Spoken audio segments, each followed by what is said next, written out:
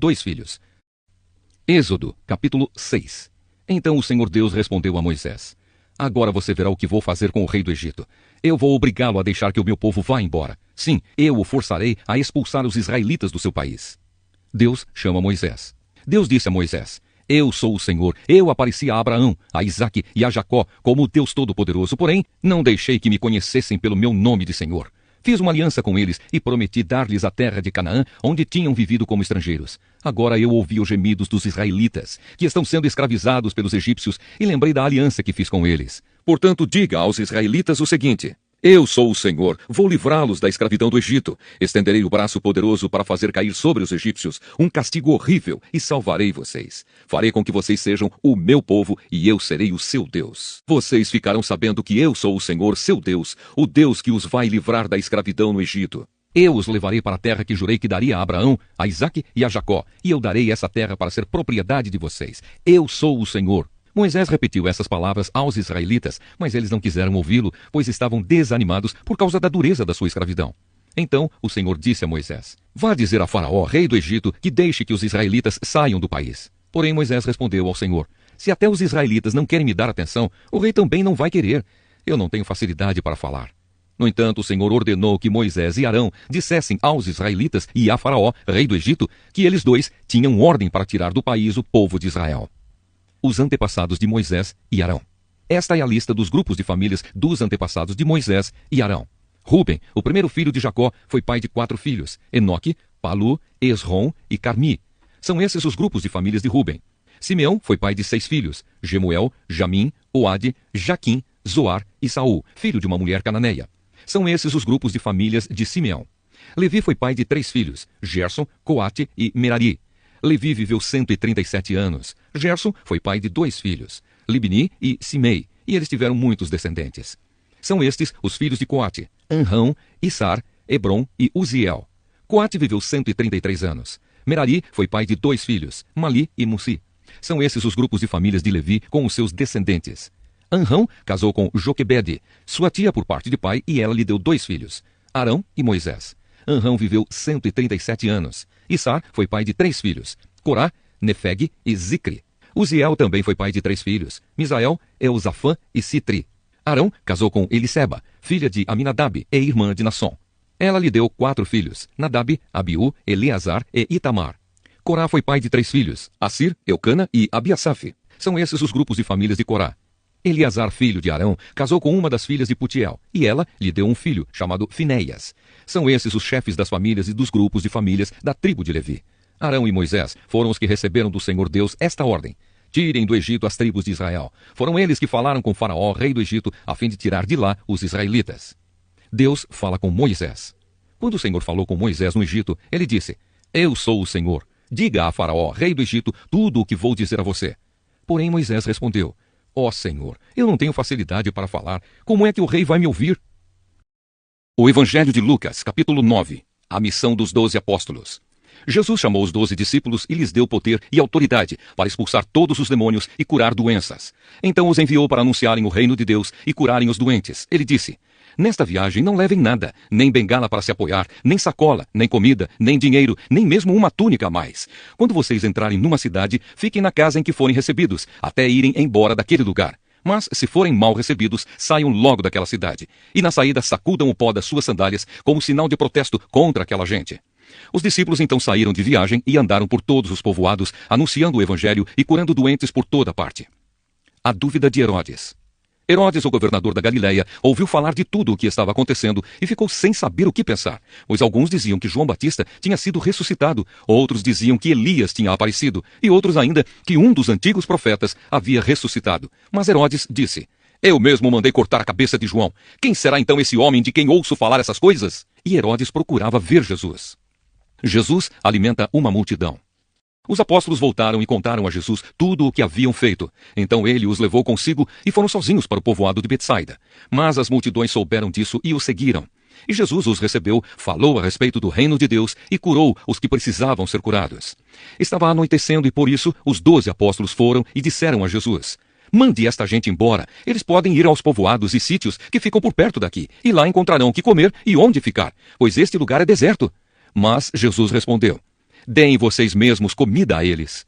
Os discípulos disseram: só temos 5 pães e 2 peixes. O Senhor quer que a gente vá comprar comida para toda esta multidão? Estavam ali mais ou menos 5.000 homens. Jesus ordenou aos seus discípulos: mandem o povo sentar-se em grupos de mais ou menos 50 pessoas.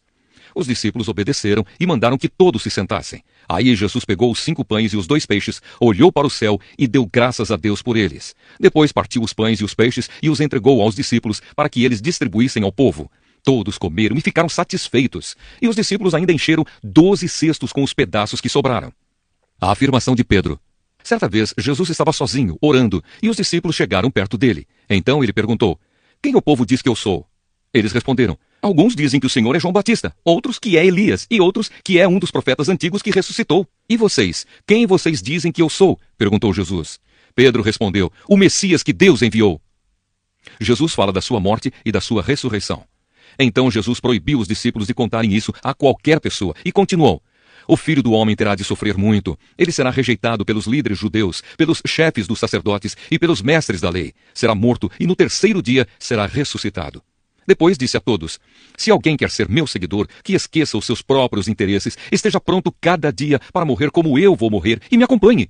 Pois quem põe os seus próprios interesses em primeiro lugar nunca terá a vida verdadeira. Mas quem esquece a si mesmo por minha causa terá a vida verdadeira. O que adianta alguém ganhar o mundo inteiro, mas perder a vida verdadeira e ser destruído? Pois se alguém tiver vergonha de mim e do meu ensinamento, então o Filho do Homem também terá vergonha dessa pessoa quando ele vier na sua glória e na glória do Pai e dos santos anjos. Eu afirmo a vocês que estão aqui algumas pessoas que não morrerão antes de ver o reino de Deus. Jesus, Moisés e Elias. Mais ou menos uma semana depois de ter dito essas coisas, Jesus levou Pedro, João e Tiago e subiu o monte para orar. Enquanto orava, o seu rosto mudou de aparência e a sua roupa ficou muito branca e brilhante. De repente, 2 homens apareceram ali e começaram a falar com ele. Eram Moisés e Elias, que estavam cercados por um brilho celestial. Eles falavam com Jesus a respeito da morte que, de acordo com a vontade de Deus, ele ia sofrer em Jerusalém. Pedro e os seus companheiros estavam dormindo profundamente, mas acordaram e viram a glória de Jesus e os 2 homens que estavam com ele. Quando esses 2 homens estavam se afastando de Jesus, Pedro disse: Mestre, como é bom estarmos aqui! Vamos armar 3 barracas, uma para o Senhor, outra para Moisés e outra para Elias. Pedro não sabia o que estava dizendo. Ele ainda estava falando quando apareceu uma nuvem e os cobriu. Os discípulos ficaram com medo quando a nuvem desceu sobre eles, e da nuvem veio uma voz que disse: Este é o meu filho, o meu escolhido. Escutem o que ele diz. Quando a voz parou, eles viram que Jesus estava sozinho. Os discípulos ficaram calados e naquela ocasião não disseram nada a ninguém sobre o que tinham visto. A cura de um menino. No dia seguinte, eles desceram do monte e uma grande multidão veio se encontrar com Jesus. Aí um homem que estava no meio do povo começou a gritar: Mestre, peça ao Senhor pelo meu filho, o meu único filho. Um espírito mau o agarra e de repente o menino dá um grito e começa a ter convulsões e a espumar pela boca. O espírito o maltrata e não o solta de jeito nenhum. Já pedi aos discípulos do Senhor que expulsassem o espírito mau, mas eles não conseguiram. Jesus respondeu: Gente má e sem fé. Até quando ficarei com vocês? Até quando terei de aguentá-los? Então disse ao homem: Traga o seu filho aqui. Quando o menino estava chegando, teve um ataque e o demônio o jogou no chão. Então Jesus deu uma ordem ao espírito mau, curou o menino e o entregou ao pai. E todos ficaram admirados com o grande poder de Deus. Jesus fala outra vez da sua morte.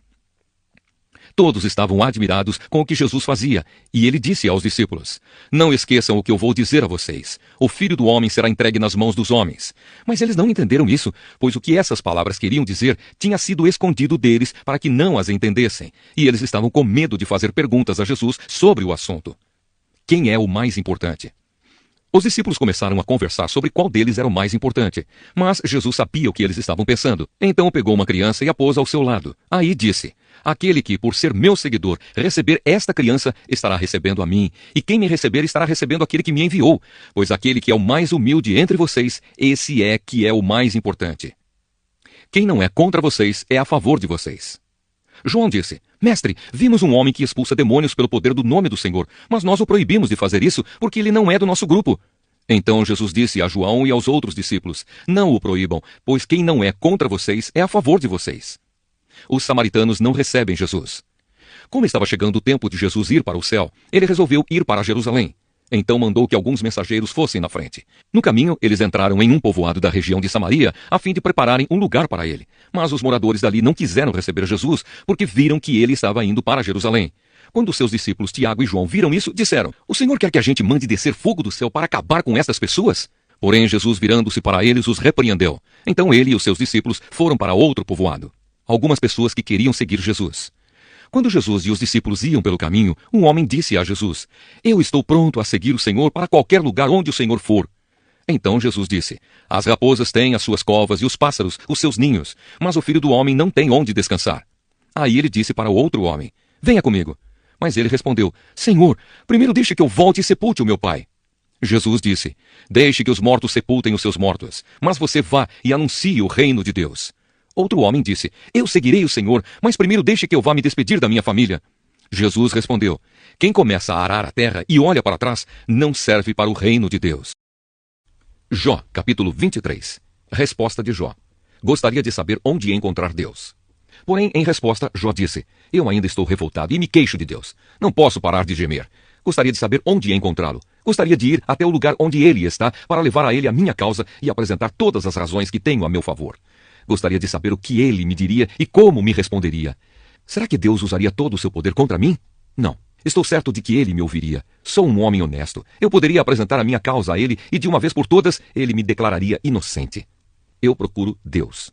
Eu procuro no leste, mas Deus não está ali, e não o encontro no oeste, e também não o vejo quando age no norte ou se esconde no sul. Mas Deus conhece cada um dos meus passos. Se ele me puser à prova, verá que sairei puro como ouro. Eu sigo o caminho que ele me mostra e nunca me desvio para lado nenhum.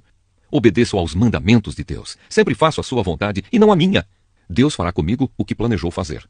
Deus faz o que quer. Quando ele decide fazer alguma coisa, ninguém pode impedir. Ele levará até o fim o que planejou fazer comigo e também realizará todos os seus outros planos. Por isso, eu perco a coragem na presença dele, e quando penso nisso, fico apavorado. A escuridão me deixou cego, mas é o Deus Todo-Poderoso quem me põe medo e não a escuridão. Primeira carta aos Coríntios, capítulo 10. Conselhos contra a adoração de ídolos. Irmãos, eu quero que vocês lembrem do que aconteceu com os nossos antepassados que seguiram Moisés. Todos foram protegidos pela nuvem e passaram pelo Mar Vermelho. Como seguidores de Moisés, eles foram batizados na nuvem e no mar. Todos comeram da mesma comida espiritual e beberam da mesma bebida espiritual, pois bebiam daquela rocha espiritual que ia com eles, e a rocha era Cristo. Mas Deus não ficou contente com a maioria deles, e por isso eles morreram, e os seus corpos ficaram espalhados no deserto. Tudo isso aconteceu a fim de nos servir de exemplo para nós não querermos coisas más como eles quiseram, nem adorarmos ídolos como alguns deles adoraram. Como dizem as Escrituras Sagradas, o povo sentou-se para comer e beber e se levantou para se divertir. Não devemos cometer imoralidade sexual como alguns deles fizeram. E porque eles fizeram isso, 23.000 deles caíram mortos num dia só. Não devemos pôr à prova a paciência de Cristo, como alguns deles fizeram, e por isso foram mortos pelas cobras. Vocês não devem se queixar, como fizeram alguns deles, e por isso foram destruídos pelo anjo da morte. Tudo isso aconteceu com os nossos antepassados, a fim de servir de exemplo para os outros, e aquelas coisas foram escritas a fim de servirem de aviso para nós, pois estamos vivendo no fim dos tempos. Portanto, aquele que pensa que está de pé, é melhor ter cuidado para não cair. As tentações que vocês têm de enfrentar são as mesmas que os outros enfrentam. Mas Deus cumpre a sua promessa e não deixará que vocês sofram tentações que vocês não têm forças para suportar. Quando uma tentação vier, Deus dará forças a vocês para suportá-la, e assim vocês poderão sair dela. Por isso, meus queridos amigos, fujam da adoração de ídolos. Eu falo com vocês como com pessoas que têm capacidade para entender o que estou afirmando. Julguem vocês mesmos o que eu estou dizendo. Pensem no cálice pelo qual damos graças a Deus na ceia do Senhor. Será que quando bebemos desse cálice, não estamos tomando parte no sangue de Cristo? E quando partimos e comemos o pão, não estamos tomando parte no corpo de Cristo? Mesmo sendo muitos, todos comemos do mesmo pão, que é um só, e por isso somos um só corpo. Pensem no povo de Israel. Aqueles que comem as coisas oferecidas em sacrifícios, tomam parte juntos no sacrifício que é oferecido a Deus no altar. O que é que eu quero dizer com isso? Que o ídolo ou o alimento que é oferecido a ele tem algum valor? É claro que não.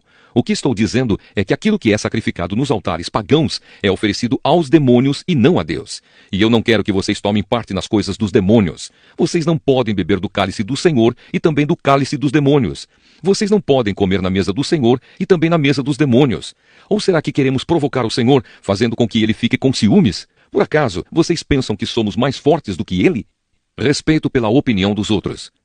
Alguns dizem assim: Podemos fazer tudo o que queremos. Sim, mas nem tudo é bom. Podemos fazer tudo o que queremos, mas nem tudo é útil. Ninguém deve buscar os seus próprios interesses, e sim os interesses dos outros. Vocês podem comer de tudo que se vende no açougue, sem terem nenhuma dúvida de consciência. Pois, como dizem as Escrituras Sagradas, a terra e tudo o que nela existe pertencem ao Senhor. Se alguém que não é cristão convidá-los para comer e vocês resolverem ir, comam o que for posto na frente de vocês e não façam perguntas por motivo de consciência. Mas se alguém disser a vocês, esta comida foi oferecida aos ídolos, neste caso não comam, por causa daquele que disse isso e também por motivo de consciência. Não estou falando da sua própria consciência, mas da consciência do outro. Mas alguém pode perguntar, por que é que a minha liberdade deve ser diminuída pela consciência dos outros? Se eu agradeço a Deus o alimento que como, por que é que sou criticado se já o agradeci a Deus? Portanto, quando vocês comem, ou bebem, ou fazem qualquer outra coisa, façam tudo para a glória de Deus. Vivam de tal maneira que não prejudiquem os judeus, nem os não-judeus, nem a igreja de Deus. Façam como eu. Procuro agradar a todos em tudo o que faço, não pensando no meu próprio bem, mas no bem de todos, a fim de que eles possam ser salvos.